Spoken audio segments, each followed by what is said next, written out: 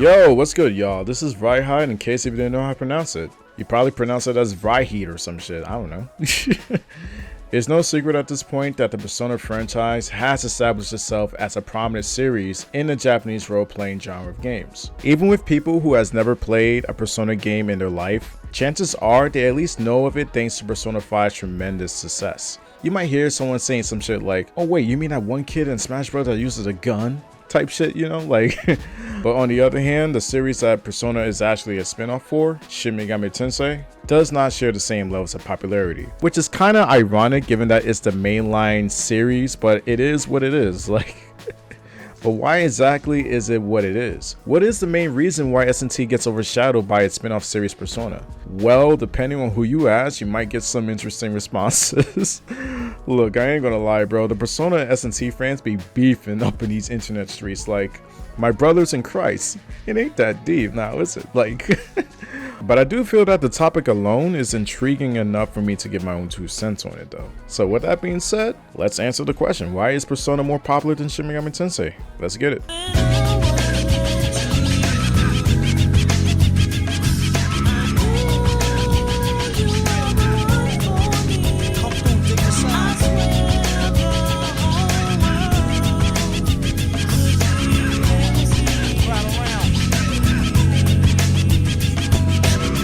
Okay, so when you look at most other Japanese role-playing games, they tend to focus more on the narrative and world building around the characters. You usually see yourself grinding and exploring to the next area to fight the boss and rinse and repeat. However, with Persona offers a more unique experience than that. Ever since the release of the original Persona 3, the series has combined life simulator elements with dungeon crawling. You go through the school year getting to develop relationships with your team members and non-playable characters, and then after school you traverse through dungeons in a more traditional style of playing a JRPG. And a lot of people, including myself, fell in love with that formula. Like, it was pretty unique and innovative at the time of Persona 3's release. And the influence of said formula cannot be understated either. Like, you have other JRPGs outside of Megaton adapting that very concept into their own games in some way, shape, or form. Personally, whenever I'm speaking to someone about Persona, they tend to bring up on how much they love certain characters and not so much on the plot. And just to clarify real quick, I'm not saying that the Persona stories are bad or lackluster in any way, but its emphasis on character building is easily the series' biggest focus by far. Persona also covers a lot of societal issues that reflects on what's going on into our world today, hence the relatability factor. Not to say that's not prevalent in other games outside of Megaton, but it hits harder in Persona because outside of dungeons, you're literally just living your life as a normal teenage high schooler. It's not like you're living in a fantasy setting where all sorts of shit is happening in between. You're literally just living in the city of Tokyo or Japan, whatever. It can't get closer to real world than that outside of you probably not being in fucking Japan.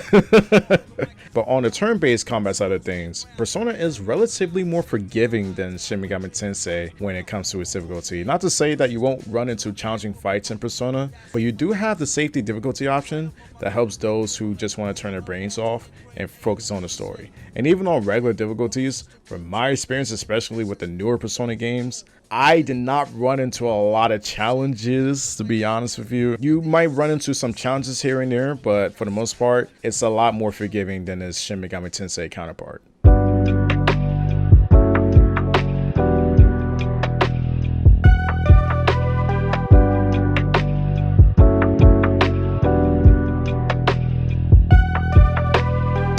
Now, on the other side of the coin, Shin Megami Tensei is a different type of story when it comes to public perception.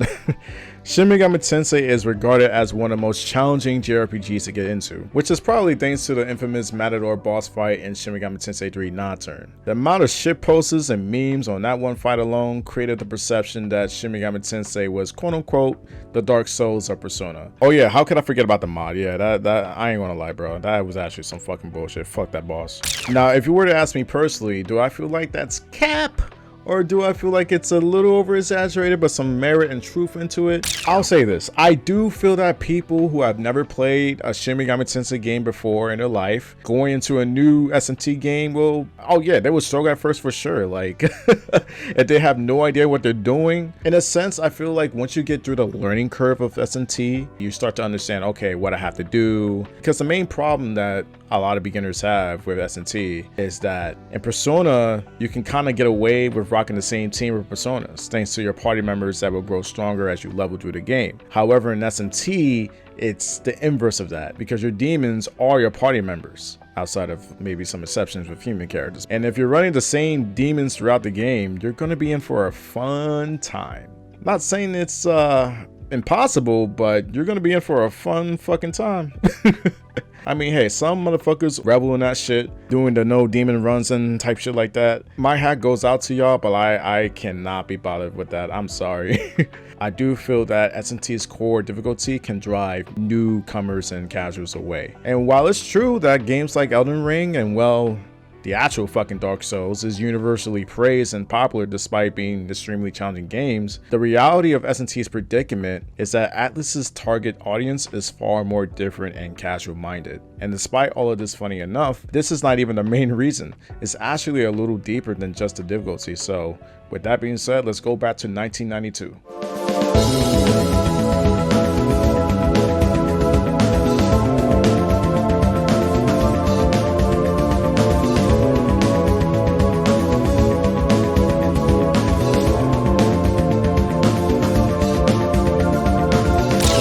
Shin Megami Tensei 1 was released in Japan on October 30th, 1992, and Shin Megami Tensei 2 was also released in Japan on March 18th, 1994, 2 years after S&T 1 release. The games at the time did really well in Japan, but notice how I only said Japan so far, and that's due to the fact that both games were not localized to the West for over 25 fucking years, bro. Man.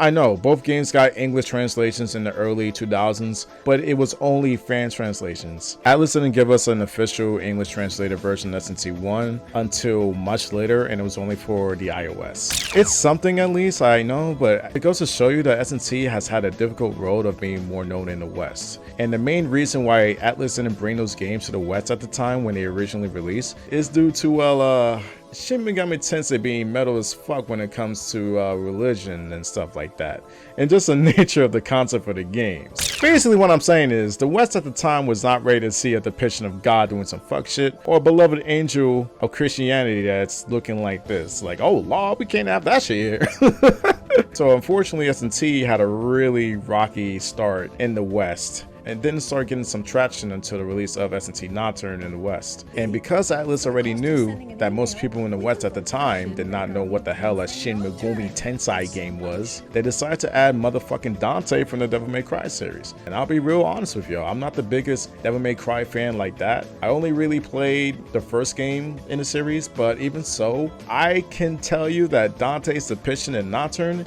is nothing like the Netflix one. He acts just like how Dante would in the original games, or at least in the classic ones. And honestly, it's kind of crazy how well he fits into Nocturne's themes and aesthetics. In the Japanese version of Nocturne, it was Raito Kusunoha, but again, nobody really knew S&T like that, so going with Dante to appeal to newcomers, honestly, was pretty ingenious. It was a pretty good call from Atlus, to be honest. But man, oh man, the localization issues really did not do Shin Megami Tensei any favors for the West at the time. I truly hope that one day Atlus will give us an official re-release S&T 1 and S&T 2, like a re-release or a remaster or a remake. I don't care at this point, just re-release the game in some way or fashion, because I feel like in a way the West was robbed of having that. But yeah, realistically, not having a series be out in the West or any other region for so long and then all of a sudden they just pop up, it does not do a series any favors. Unfortunately, with those circumstances, Shin Megami Tensei is pretty much playing catch up with Persona now.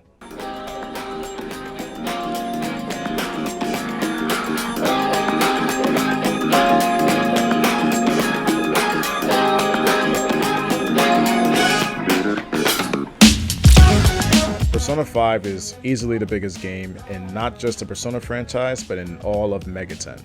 When it comes to sales. I know some of y'all was probably ready to flame the shit out of me, but the original Persona 5 along with Royal and the Persona 5 spin-off games sold over 10 million copies worldwide. That's pretty insane. And on top of that, the main protagonist Persona 5, Joker, got into Super Smash Bros. Ultimate. I don't think I need to explain how much of a fucking big deal that is, but Persona 5 was definitely Atlus's premier moneymaker. Persona 3 and Persona 4 were successful games in their own right, of course, but Persona 5 was the game game that really skyrocketed the franchise into new heights, getting into the mainstream. And for good reason, honestly. Whether you like or maybe even dislike Persona 5, one thing you have to admit is that the game has some of the most dynamic dungeons in all of Megaton. Personally, I always have a fun time replaying through most of the palaces in Persona 5 Royal. And yes, keyword most. Fuck you, Akuma, bitch ass nigga. Persona 5 is just huge and pushed the franchise into the spotlight thanks to sales and Joker's inclusion to Smash Bros.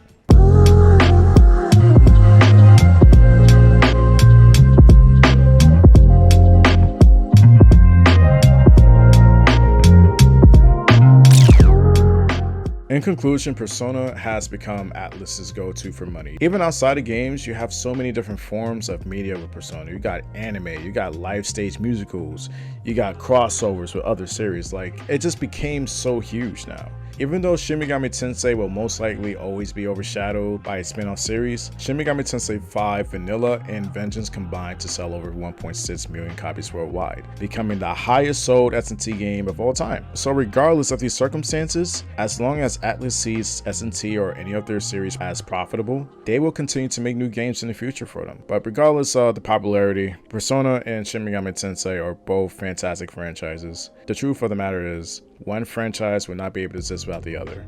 But anyways, if y'all made it this far into this video, I really appreciate it. I know it's been a while since I last uploaded a video, and I'm so sorry for that. It's already almost been a year since I last uploaded a video. I understand. It's just life, you know? It is what it is. And I feel like at this point in my life, I'm ready to get back into what I love to do. So let's just keep it moving. So if you want more content from me like this, then let me know in the comments below. Drop a like and subscribe to the channel. I'll catch you guys on the next one. Take it easy. Peace.